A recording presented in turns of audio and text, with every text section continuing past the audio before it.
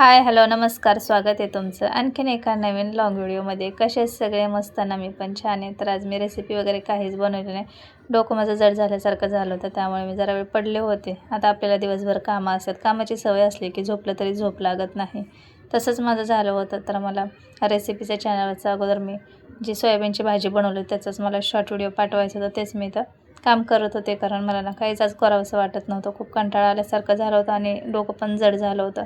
झोपावं म्हटलं थोड्या वेळ, तर झोपसुद्धा लागली नाही. 10 ते 15 मिनटात मला लगेच जाग येते आणि मग झोपलं की आळस पण येतो, त्यामुळे मी दुपारचं सहसा झोपतच नाही. रेसिपी वगैरे माझं बनवायचं काम चालू असतं. हे व्हिडिओ असतात आपल्या नवीन चॅनलवरचे, त्यामुळे माझा असंच पूर्ण दिवस जात असतो. पण आज मी रेसिपी वगैरे काहीच बनवलं नाही, तर दुपारपासूनचं तुमच्यासोबत मी रुटीन शेअर करते. तर मला जायचं होतं शाळेत अर्णवला आणण्यासाठी, तर 5:30ला मी जात असते. त्या अगोदर माझं आवरून वगैरे घेतलं आणि दळण करायचं होतं. तर इथं दळणाचा डबाच मी पुसत होते. बाहेर तर खूप आभाळ आलं होतं. म्हटलं आता पाऊस येतो की काय, पटकन जाते. तर शेवटी पाऊस आलाच पुढं, मी सांगतेच तुम्हाला. तर त्या दळणाचा डबा वगैरे मी स्वच्छ करून घेतला, सकाळीच घासून ठेवला होता. कालच दळण संपलं होतं. काल मला दळण करायचं होतं खरं तर, पण टाईम भेटला नाही. तुम्ही माझी व्हिडिओ पाहत असाल तर तुम्हाला माहितीच असेल. आदल्या दिवशी सीमाताई आले होते, माझी दुबईची नणंद आली होती आणि पुरणपोळीचा स्वयंपाक, सर्व राडा वगैरे नंदा आल्या होत्या. त्यामध्ये काही दळण करायला मला झालंच नाही, त्यामुळे मग आज करायचं होतं. तर इथं मी कॅमेरा ना घाईमध्ये लावला तर व्यवस्थित लागला नाही. थोडंसं माझं डोकं नीट दिसत नाही, तर प्लीज समजून घ्या. आणि पटापट चाळणीने चाळून घेतले गहू. तर गव्हामध्ये काही कचरा वगैरे नव्हता, खडे तर अजिबात नव्हते.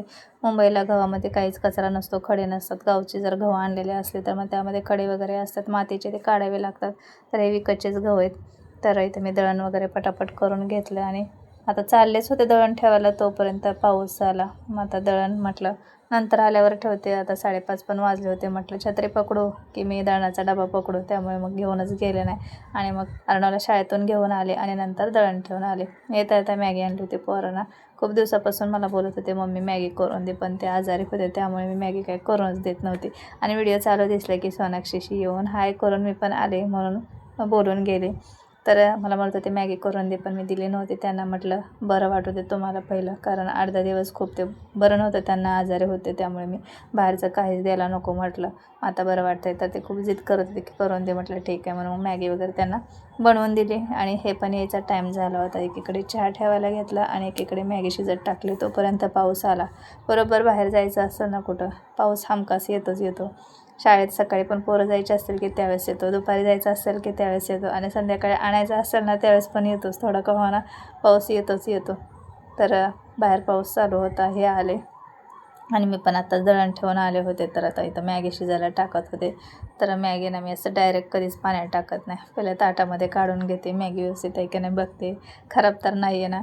कारण आता आपण बघतो ना व्हिडिओ वगैरे, किती मॅगीचं कशाचं पण असं दाखवतात, हे निघलं ते निघलं, खराब आहे, मसाल्यामध्ये काय निघलं. त्यामुळे मी ताटात नेहमी मॅगी घेते, व्यवस्थित आहे की नाही ते बघते आणि मगच मॅगी शिजवत असते. मसाला पण तसंच करते. तुम्ही म्हणता काय यायचं, पण मला ते बघून टाकल्याशिवाय ना व्यवस्थित आहे की नाही तशी बनवूच वाटत नाही. मॅगी सवय झाली. तरी ते मॅगी सगळी व्यवस्थित बघितली, मॅगी शिजत टाकली आणि मसाल्याचं पॅकेट असताना ते पण मी कट करून ताटात मसाला अगोदर काढून घेते, ते पण चेक करते आणि नंतरच टाकते. खराब वगैरे नाही आहे ना, बुरशी वगैरे असं नाही का आले नाही ना, मसाला काळा तर पडला ना, कधीचा असतो कधीचा नाही का, त्यामुळे सगळं चेक करून टाकते. आणि इथे मॅगी वगैरे मी बनवायला टाकले. आता स्वयंपाक पण करायचा होता. दिवसभर किती पण कामं केले ना काय नाही वाटत, पण संध्याकाळी स्वयंपाक करायचा ना जाम कंटाळा येतो.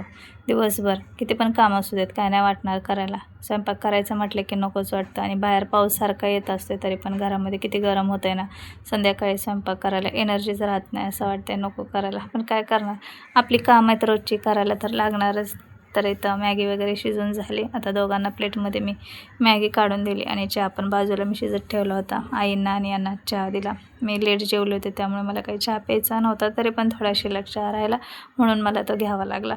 तर असं इथं मॅगी दोघाला बरोबर दिली. सेम मॅगी पाहिजे आणि मॅगीचे सूप पण दोघाला सेम पाहिजे. थोडं जर एकमेकाच्या ताटामध्ये जास्त झाली की लगेच भांडणंच होतात. तुमच्याकडे अशी लेकरं करतात का, नक्की कमेंटमध्ये सांगा. आमच्याकडे तर असं दोघांचं असतं, मम्मी तू त्याला जास्त दिली, दीदीला कमी दिली, असं दोघांचं चालू असतं. त्यामुळे दोघांना पण सेम मॅगी सूप द्यावं लागतं. तर त्यांना मॅगी वगैरे करून दिली, आईंना आणि यांना चहा दिला. आता भाकरी वगैरे मी करून घेतल्या आणि लगेचच तापलेल्या तव्यामध्ये म्हटलं आता शेंगदाणे भाजून घेते. तर हे शेंगदाणे मी नेहमी चेक करूनच टाकते.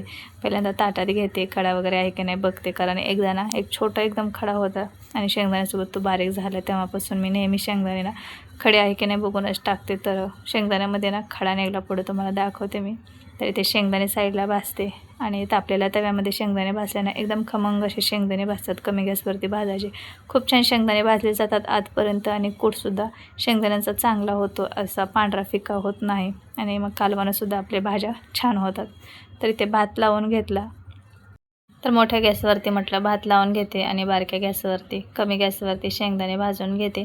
शेंगदाण्याची मला चटणी पण बनवायची होती. सोनाक्षीला आणि अर्णवला खूप जास्त आवडते. तर मी केस असेच लूज बांधले होते, कारण डोकं जड झाल्यासारखं झालं, तर त्यामुळे मला क्लिपसुद्धा डोक्याला लावूच वाटत नव्हतं आणि केस पण वरती बांधावेसे वाटत नव्हते. मान अशी दुखल्यासारखी होत होते, त्यामुळे मी असेच लूज बांधले होते. तर तुम्हाला मी ना शेंगदाण्यामध्ये खडा निघलेला दाखवते. पहा, एकदम शेंगदाण्यासारखा कलर असतो ना, सेम तसंच दगडाचा कलर आहे. हे पहा, तर पाहू शकतात किती मोठा दगड निघाला शेंगदाण्यामध्ये. त्यामुळे शेंगदाणे भाजताना हमखास शेंगदाणे निवडूनच मग भाजत जा. तर नवीन नवीन असताना माझं लग्न झाल्याच्या नंतर ना मी असं स्वयंपाक वगैरे केला आणि भाकरी झाले की त्याच तव्यामध्ये म्हटलं शेंगदाणे भाजून घेते. तर मी ना चेक केलं नव्हतं, म्हणजे निवडून घेतले आणि शेंगदाणे असे डायरेक्टली तव्यामध्ये टाकले होते आणि छोटासा त्याच्यात ना खडा निघाला होता आणि मी शेंगदाणे बारीक करायला गेले त्यावेळेस मिक्सरमध्ये कर्कण असा आवाज आला. त्यावेळेस तो शेंगदाणा म्हणजे दगड बारीक झाला त्याच्यात थोडासा. तर सगळा कूट माझा वेस्ट गेला आणि वाटीभर शेंगदाणे चांगले भाजले होते. तेव्हा मला ताईने सांगितलं माझ्या नंदिनी की शेंगदाणे नेहमी निवडूनच भाजून घ्यायचे, कधी कधी खडे वगैरे असतात.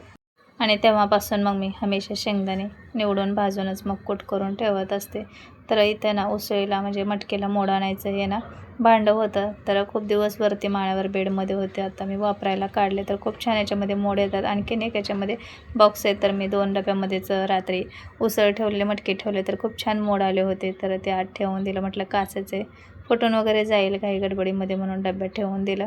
तर इकडं मी भात वगैरे करून घेतला, कालवण केलं, तर सगळा स्वयंपाक झाला होता आणि मला ना दळण आणायला परत जायचं होतं. तर शेंगदाण्याची चटणी करायची, त्यासाठी मी लसूण वगैरे सोलून ठेवलं. आता बघू शेंगदाण्याची चटणी सगळ्यात शेवटी करते. त्यानंतर मग घरातलं सगळं किचनवरचं आवरून घेतलं आणि दळण आणायला गेले. तर चक्कीमध्ये गेले तर ते काका बोलले की दळणाचं म्हणजे गहूच दळले नाही, कारण गव्हाचं एक पण दळण नव्हतं. आत्ता 1-2 आलेत, तर मी उशिरा लावतो, नंतर या म्हणून. परत माझा आणखीन एक राऊंड झाला. एवढा वैताग आला होता ना, सारखा खाली जायचा नको वाटतं सारखं, एकतर पाऊस येतो आणि किचकिचमध्ये जायला नको वाटतं. आता म्हटलं नंतर यांनाच पाठवते आणि परत तिकडून आले. म्हटलं चला आता जेवण वगैरे करून घ्या सगळ्यांनी. सगळ्यांचे जेवण वगैरे झाले, किचन पुसून घेतलं, भांडे घासले आणि फरशी पण पुसून घेतली. आता रात्रीचे 11 वाजले होते आणि टिफिनसाठी मला परसबी म्हणजे बीन्स कापून घ्यायचे होते. तर तेच मी तर कापत बसले होते. सगळेजण झोपायला गेले होते. माझं काम राहिलेलं ते मी आवरत होते. तर अशी मस्त बारीक बीन्स कापून घेतलेली आणि कांदा, टमॅटो आणि शेंगदाण्याचा जाडसर कूट टाकून बीन्स करायची. कुकरमध्ये 2 शिट्ट्यामध्ये खूप छान होते. तर असंच होतं दुपारपासून ते संध्याकाळपर्यंतचं रुटीन माझं. कसं वाटलं तुम्हाला व्हिडिओ नक्की कमेंटमध्ये सांगा आणि माझे व्हिडिओ पाहायला आवडत असतील तर प्लीज चॅनलला सबस्क्राईब करा, लाईक, कमेंट, शेअर करा आणि शेजारी असणाऱ्या बेल आयकॉनवरसुद्धा क्लिक करा. त्यामुळे तुम्हाला शॉर्ट आणि लाँग दोन्ही व्हिडिओ पाहता येतील. बाय.